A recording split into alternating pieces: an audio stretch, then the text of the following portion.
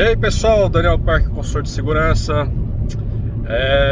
Meu relato em relação a ter trabalhado com coreanos, porque eu trabalhei com coreano a vida toda. Tirando meus primeiros empregos, no caso, acho que meu primeiro emprego na Monkey, o dono era coreano. A gente não se conversava em coreano e tal, mas enfim, ele veio da Coreia, morava no Brasil, abriu a lan house, fui lá ajudar ele e tudo. Depois eu fui para São Paulo, né, depois de alguns anos, né, fui estudar em São Paulo, fui trabalhar em empresa de importação. O meu patrão era coreano.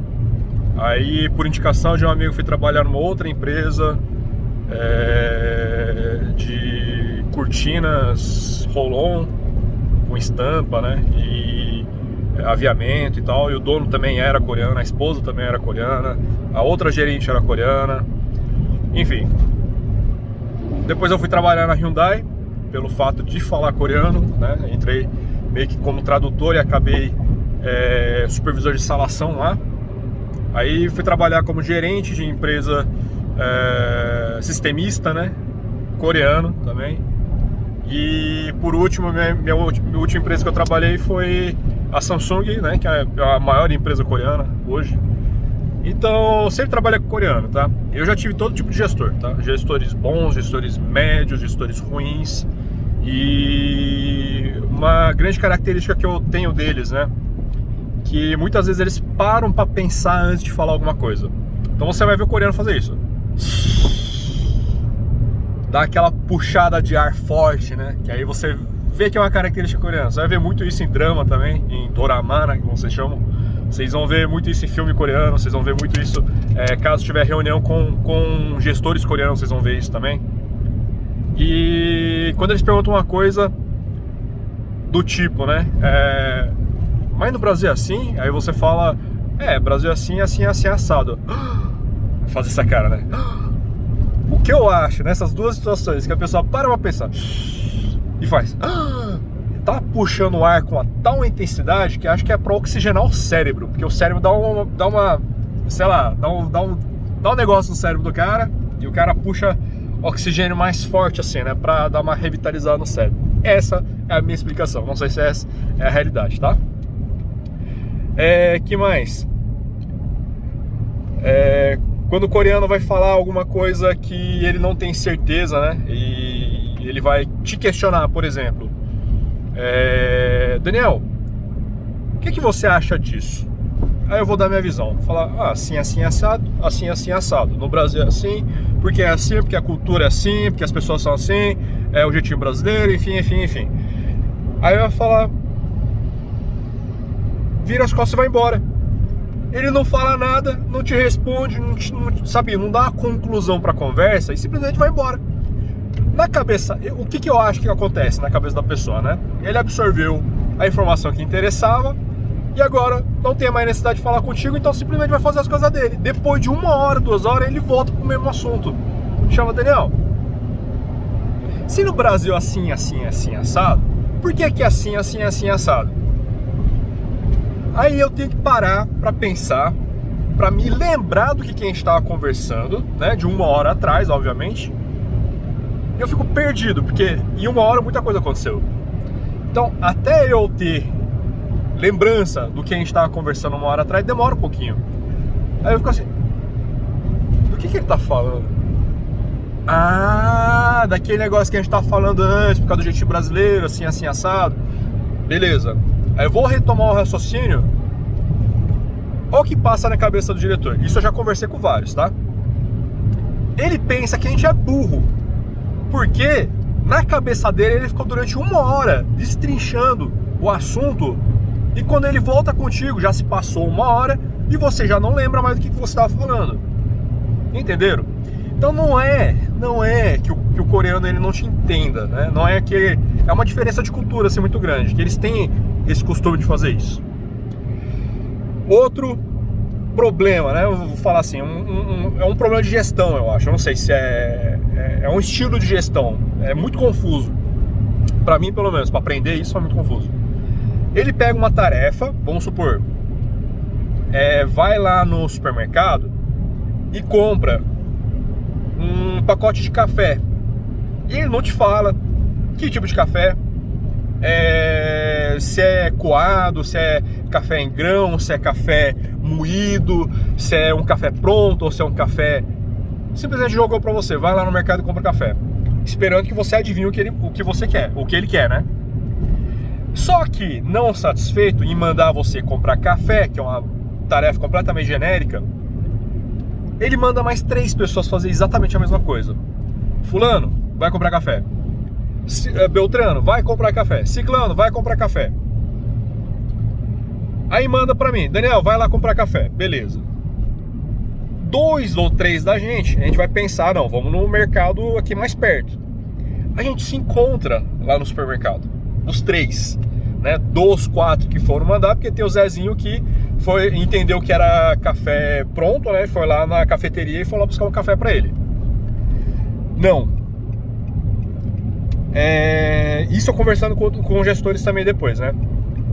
Às vezes ele tá testando a gente pra ver quanto tempo de resposta ele vai demorar pra gente entregar o que ele tá pedindo, quais são os recursos que a gente vai utilizar pra obter aquilo lá que ele tá solicitando, né? E o mais engraçado de tudo, quais são as perguntas que você vai fazer devolvendo pra ele pra afunilar mais essa questão. Por exemplo, o diretor chega pra gente e fala assim, eu quero café lá do supermercado. Beleza. Ele espera que em 5 minutos, em 10 minutos, eu volte pra ele e falo assim, qual a quantidade de café, qual a marca do café, grão, moído, granel, o senhor quer caixa, o senhor quer só uma embalagem. Ele espera isso da gente. Ele espera que dessa pequena interação que ele teve com a gente volte com as perguntas certas para ele, né? E somente então ele vai realmente dar essa segunda ordem, que é a ordem confirmando a primeira ordem. Deu para entender mais ou menos? É confuso? Também, eu fiquei bastante confuso nesse sentido, tá? Eu comecei a trabalhar na Samsung como secretário do presidente. Eu tinha, na época, né, o costume de anotar tudo. O presidente falava, eu ia lá com o caderninho e anotava. A gente ganha, inclusive, uma agendinha pequena quando a gente entra na Samsung, tá? Aí eu anotava tudo que ele falava. Reuniões que eu participava, que eu entrava dentro, às vezes, para traduzir, eu começava a escrever as palavras-chave. Isso era um costume que eu tinha da época que eu era supervisor de instalação, né? Que eu precisava pegar o escopo maior, né? Para poder depois ir no micro, né? E com cada uma das equipes, né? E verificar se eles estão fazendo a coisa certa ou não. Beleza. Aí com esse costume eu comecei também a anotar as preferências do presidente, que era, por exemplo, marca de café, sei lá, Nespresso, né? Ou café Três Corações, olha lá. Para cada situação ele ia falar um café diferente, porque eu sabia que com reunião com os diretores coreanos era café instantâneo daquele Maxim, né? Que é a mistura, né? Que vem já um café adocicado e com leite e creme de leite, não sei lá, enfim, vem num pacotinho, né? Eu tenho no carro, inclusive, aqui. Eu sei que com diretores de multinacionais, de outras empresas ou de fornecedores, era outro tipo de café. Às vezes ele não fornecia esse café, porque já tinha aprendido, né, pela vivência com essas outras empresas, que os brasileiros eles não têm costume de tomar esse tipo de café, que é um café muito adocicado, que é um café muito suave, muito leve. E brasileiro tem por costume um café um pouco mais forte, né? Um café coado, um café expresso, enfim. Aí eu comecei a anotar, com a empresa A, ele gosta desse tipo de café. Com a empresa B, ele gosta daquele tipo de café. Com a empresa C, ninguém toma café, eles sempre preferem água com gás. Aí eu comecei a anotar essas situações, né? E por que isso é relevante para essa história? Porque o meu diretor, ele é o novato, no caso, né, que mandou eu comprar café, ele não tinha essa informação do presidente. Então, quando eu voltei com a informação a respeito da situação do café, eu já voltei para ele assim: o senhor quer café para qual situação? Aí ele já me especificou: eu quero café porque eu vou fazer uma reunião com o pessoal da empresa B. E eu já sabia qual era a preferência dessa empresa B por conta da situação que eu já tinha tido com o meu presidente, né? Aí quando eu entreguei para ele essa informação, ele fez mais 3 ligações. para pessoa A, para pessoa B, para pessoa C, né? Para fulano, beltrano, ciclano, falou não precisa mais do café. O que gera quase que uma revolta, né? Porque imagina, o funcionário foi buscar o café, o cara já atravessou metade da fábrica para ir lá na cafeteria. Teve outro que pegou o carro e foi lá do supermercado. Teve outro que foi lá em Manaus tem um pátio gourmet que fica lá no meio da cidade, né? Tem que atravessar a cidade para chegar nesse mercado. Para chegar, eu acredito que a intenção do cara era tirar a foto dos cafés que tinha disponível para mandar pro diretor para escolher, né? Como eu já tinha essa informação, eu sabia onde encontrar aquela marca de café, né? Do tipo de café que ele queria, que era um café Iguaçu. Inclusive a gente fazia estoque desse café lá dentro, né? E o café que ele queria era para dar de presente, né?